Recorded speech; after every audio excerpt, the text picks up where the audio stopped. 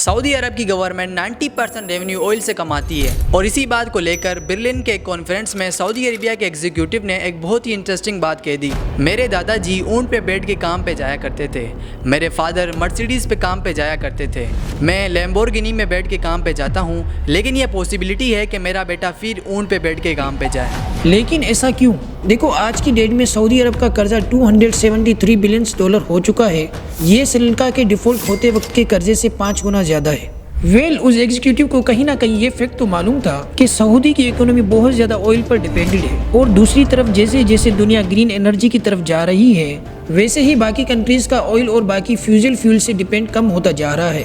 In fact 2023 की हम बात करें तो पिछले एक साल में सऊदी की इकोनॉमी 1.1% से ही बढ़ी है। इससे ज्यादा परसेंटेज ग्रोथ तो सऊदी के राइवल कंट्री ईरान का हो रहा है, जो कि यूएस सेक्शन लगे होने के बावजूद भी आज 3.6 से ग्रो कर रहा है। सऊदी पिछले एक साल में इकोनॉमिक स्लो डाउन में चल रहा है। सऊदी के क्राउन प्रिंस मोहम्मद बिन सलमान इकोनॉमिक रिकवरी के लिए टूरिस्ट मेगा प्रोजेक्ट्स पर काम कर रहे हैं।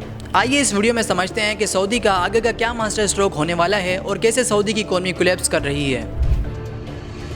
सऊदी के कोलैप्स होने का पहला मेजर रीजन ये भी हो सकता है कि उनकी डेक्लाइन इकोनॉमी। तो देखो, जैसे पहले हमने जाना कि सऊदी की गवर्नमेंट का टोटल रेवेन्यू में से 19% सिर्फ ऑयल से ही आता है। अब इससे आप बिल्कुल समझ सकते हो कि उनकी इकोनॉमी अकेली ऑयल पर कितनी डिपेंडेंट है।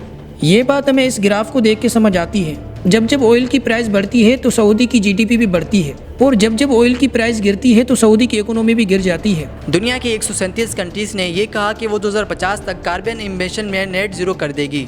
अब जैसे जैसे दुनिया ग्रीन एनर्जी की तरफ जा रही है वैसे ही बाकी कंट्रीज का ऑयल और बाकी फॉसिल फ्यूल से डिपेंडेंस कम होता जा रहा है, यानी कि सऊदी अरब का रेवेन्यू भी कम होता जा रहा है। और क्योंकि इनकी पूरी इकोनॉमी ही ऑयल पर डिपेंडेंट है तो इसलिए ऐसी सिचुएशन में सरवाइव करना बहुत ही मुश्किल टास्क है।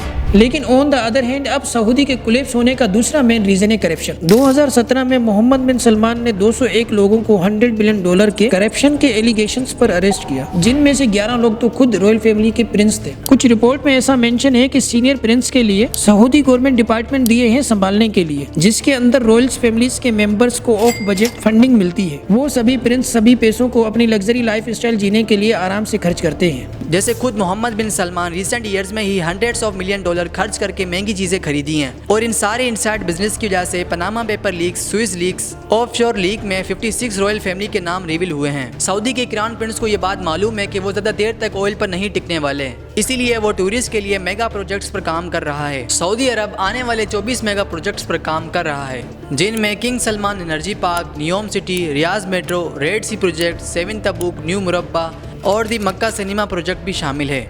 ये सिनेमा 80,000 स्क्वायर मीटर का होगा। इसकी कॉस्ट $397 मिलियन यानी पाकिस्तानी रुपयों में 90 अरब रुपए बनते हैं। और भी बहुत एंटरटेनमेंट की चीज़ें बनाई जाएंगी मक्का सिटी के अंदर। आने वाले चंद सालों में सऊदी काफ़ी मॉडर्न होने वाला है और सऊदी अपनी ऑयल पर डिपेंडेंसी है वो ख़त्म करने वाला है। आपकी सऊदी के बारे में क्या राय है, हमें कमेंट बॉक्स में ज़रूर बताएं।